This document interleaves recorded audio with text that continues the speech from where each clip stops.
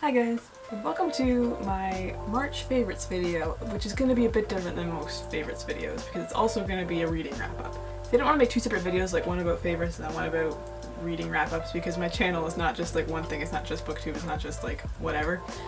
I mean, it is kind of just whatever.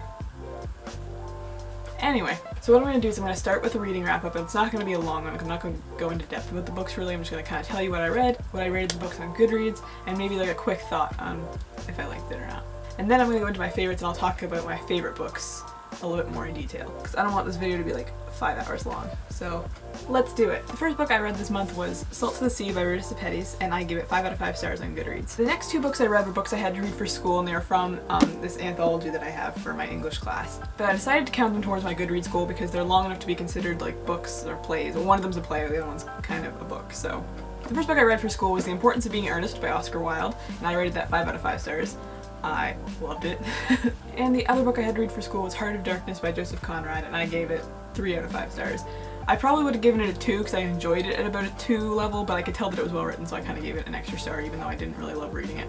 Another book that I kind of had that same feeling with was one that I was surprised that I felt that way about, because the next book that I read in March was I'll Give You the Sun by Jandy Nelson, and I rated it 3.5 stars. Just quickly, this book is obviously beautifully written. Jandy Nelson's a wonderful writer. I just didn't connect with the book as much as I wanted to. I tend not to like really pretentious contemporaries, which is kind of what I felt this was. Like, I felt like it was like an overload of artistic metaphors, and I was just really tired of it after a while. Like, talking about art and having metaphors and using really flowery language is great in moderation, but I just felt like, especially with Noah's perspectives, it was just an overload of all these metaphors. I don't know, it wasn't my favorite book, but I didn't hate it. Like, it was a good book. I enjoyed the story enough, so yeah. And the last book that I read in March was Under a Painted Sky by Stacey Lee, and I gave this book 4 out of 5 stars on Goodreads. I really enjoyed this book. It was really fun, and the relationship between the two girls was really cute, and I just really liked reading it. So that's my reading wrap up. I'm going to talk a little bit more now about my favorite books that I read this month and go into a bit more detail with them. First one that I read was Salt to the Sea, like I said. I gave it 5 out of 5 stars because it's amazing. This book is beautiful, the writing style is beautiful, I love the characters.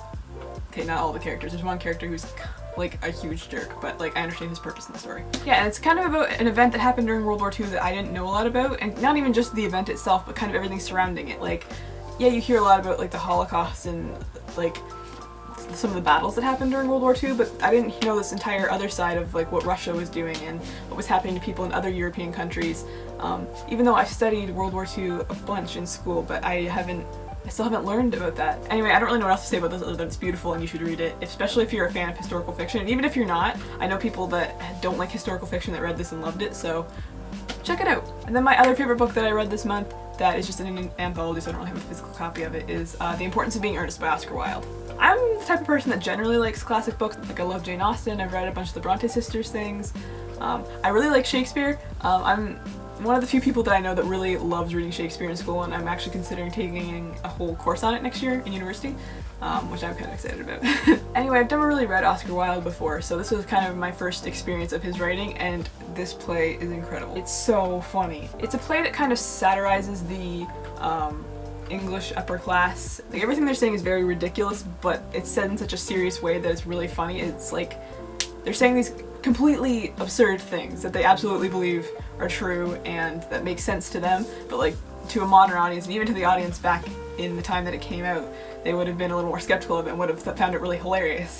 It's really hard to describe, but if you're a fan of classic books or you like Oscar Wilde and you haven't read Importance of Being Earnest, I really recommend it. It's hilarious. It's so good. It's like my favorite thing that I've had to read for school so far. So that's all I have for books, and now I'm going to talk about all of my other kind of favorites of the month. I'll start off with music, and there was like a 2-week period in grade 9 where I was like obsessed with Marine and the Diamonds, and like a little bit of Lana Del Rey too. I listened specifically to Teen Idol and Fear and Loathing a lot, which is weird because those are very like depressing songs, and I don't know why it was those 2 songs in particular that I felt like I related to. I was like going through like my emo phase really late in grade 9 apparently. Anyway, I just kind of like rediscovered Marine and the Diamonds. I made a playlist on Spotify of like all her albums, and I was just like going through listening to them, so I don't really know a lot of the songs super well, but like I have really been listening to her a lot, so I'm gonna put her in my favorites for music. I only know some of the songs that have come on Spotify multiple times because I don't have Spotify Premium because I'm poor, so I just listen to it on shuffle. I mean, I really love Oh No. That's probably the first of her songs I ever heard because it was on Just Dance, and I love Just Dance. I still like Teen Idol even though it's kind of like really depressing. It's a good song though. I also like How to Be a Heartbreaker. Those are the ones I can think of that I really like the most.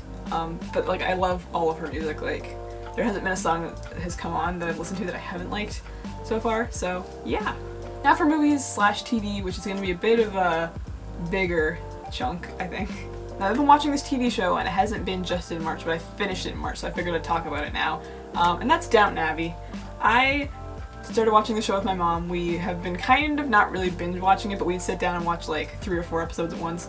But I love this show so much.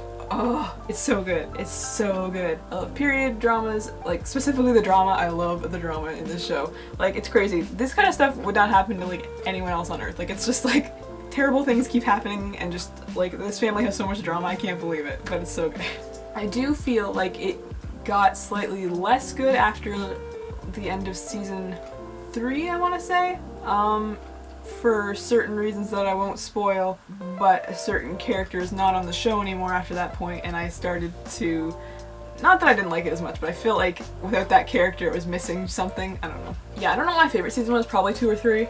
I just love it because it's not like a lot of the other English period dramas where they focus on like mainly the upper class. They focus on the upper class, but then the downstairs servants class kind of, they have their own set of drama and just kind of how everything kind of interconnects and you get to see both sides of it. And you also get to see the upstairs drama from the servants' view, which is kind of like, that's like their reality TV, is just watching the Crawleys and all of the problems that they have. My favorite characters in the show are Matthew and Sybil. I also really love Anna. I love Tom too. There's a lot of characters that I love. And the last one is a big one. It's one that I saw 2 days ago actually. That's the new Beauty and the Beast movie. Like I love the original animated Beauty and the Beast, so I had such high expectations going into the new Beauty and the Beast movie. And I was just really nervous that it wasn't going to live up to them. But I think it kind of did. Like it didn't like exceed my expectations, but it like met them at least. I thought they did a really good job of filling in the plot holes from the cartoon. There were some new songs which I feel like were good, but it's like, it's hard to put new songs in with songs that are so iconic. Like the Beauty and the Beast soundtrack is like iconic. Even though they are written by Alan Menken, I think it's still hard to fit them in amongst those songs that are just so, you know, well known. But I thought they were pretty good. I really love Evermore. That was my favorite of the new songs. I have that one on my phone, and I like the version we have with the Beast voice and everything, but can we get like a full unedited version of just Dan Stevens singing it without like the Beast sound effects and everything like that? That'd be great, thanks. I just realized that 2 of these movie slash TV favorites involve Dan Stevens, so yeah, that says something about me too. But yeah, the movie was absolutely gorgeous. It was just beautiful. Like, all the sets were beautiful and the costumes, and I loved it. I thought it was great. All the voice acting was really great. All the actors were amazing. Whoever cast this movie, like, hats off to you. Alright, I'm gonna talk about like beauty slash fashion stuff. The first thing is this sweater that I'm currently wearing. It's from American Eagle. It's just this green knitted sweater. See, this is funny because I bought it in an extra large because that's all they had and it was in the sale area, and American Eagle clothes are really expensive, so I was like, hey, a sale, that's awesome. Alright, so my camera died and I had to charge the battery, so the angle's different, sorry. Anyway, yeah, so I bought this sweater from American Eagle. It's super big and it's super comfy. It's just kind of like a big flowy sweater. I don't know, it's just comfy and really big and I really like wearing it. It makes me feel cozy. The other kind of beauty thing that I've been loving this month is this Biore charcoal deep pore cleanser stuff. I have horrible skin. You probably can't tell on camera because I cover it up with like as much makeup as possible. But I have horrible skin and it's basically my fault for not really taking care of it and like drinking water and eating healthy and getting exercise and getting sleep and all that kind of stuff. But I feel like this has been helping a little bit. It feels really nice on your skin. I've heard charcoal stuff is really great for your pores. It's just, my face feels nice and smooth afterwards. I think there's a bit of menthol in it, so it feels a bit like almost tingly too. And I really like it. It says it's great for oily skin. Yeah, I would recommend this if you're having skin problems because it just feels nice in your skin. I don't actually know if it does anything or not. It might be my skin is terrible and I haven't seen anything. And then just in general, I've really been loving drinking water, which sounds weird. But like I said, I have terrible skin, so I've been trying to drink more water lately, and I've done it by putting it in like this little glass thing with the straw because for some reason it's much more fun to drink water out of the straw and I'm more likely to do it. when it's in this container. I've just started making sure that this is always full and always by my computer or whatever else I'm doing, so that it's always just kind of there so I can reach and, you know, have a drink. I need to be drinking more water because there's a time where I did not drink a lot of water at all, like maybe a glass or two a day. And I really need to get better at that because that's something that would probably be helpful to me, to drink more water. So yeah, if it's a thing that you don't normally do, then I would recommend maybe getting a glass like this, or even putting like lemon in your water or something like that. Might help. I don't personally like that, but I know other people do. Because drinking water is important, kids. Stay hydrated. Alright, so that is all my favorites. It probably took a long time. I don't know how long I've been filming for. Probably too long, so I'm sorry if this video is like super long. Let me know down in the comments if you've read any of the books that I talked about, or if you also love any of these things that I mentioned. Thank you guys so much for watching, and I will see you next week with another video. Bye!